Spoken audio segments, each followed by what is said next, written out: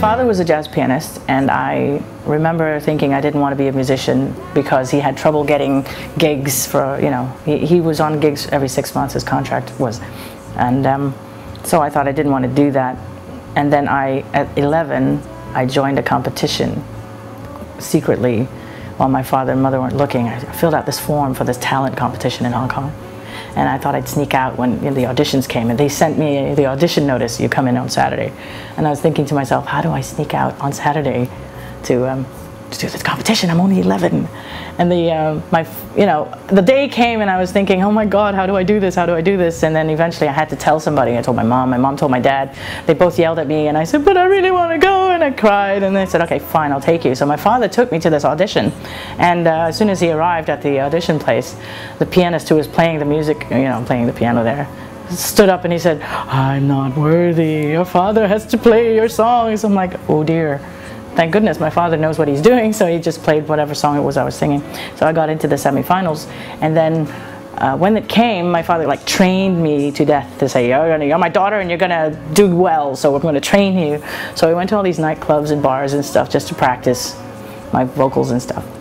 When the semifinals arrived and I was doing it, I choked on stage and I held the mic as far away from my voice as possible, and so I didn't get into the finals because I was too nervous. So right after that, I decided I was never going into show business or music at all. So I always do things my way and not that way. Of course, my father passed away in 2001, and when he did, I realized, you start thinking about what you want to do with your life.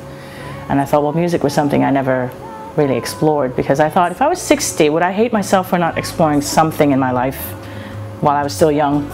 So, well, that's when I kicked myself and thought, I'll do that. So in 2003, I picked up the guitar and I studied it myself and started playing, and while I was playing I heard some chords in my head and I thought I'd write them down, and music started coming out. So I wrote about 20 of them, 20 songs, and I had to play them in places and I didn't know where. There were open mics in Hong Kong at the time, in 2004, not a lot. So that's kind of how it all ran forward. I can see rooftops of buildings, old and new.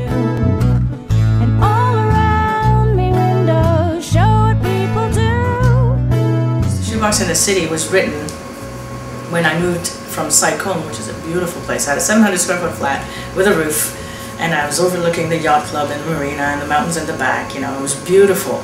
And I realized after I wrote my songs that I needed to be in Central so I could, play gigs, because I didn't want to lug my guitar in the middle of the night everywhere.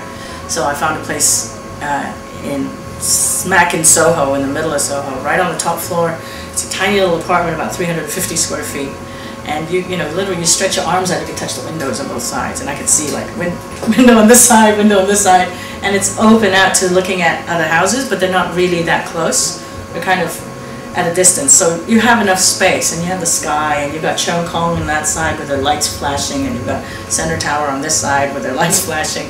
So there's all these skyscrapers, and down below you can see all these rooftops, the 3 or 4, 5 floors of the old buildings and walk-ups, and then you've got Graham Street down below, which is all the markets and people walking around there.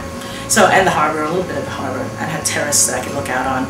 And that was the inspiration, because you had the bird flying right across from my window, and I could see it all the time. And I could see people changing clothes in the buildings there at night. So that was the inspiration for Shoebox, because living in a small place like that made me realize what was actually important. Living in town was great, but the one thing about in the Shoebox that I realized was important with the song was it's very transient living in the city.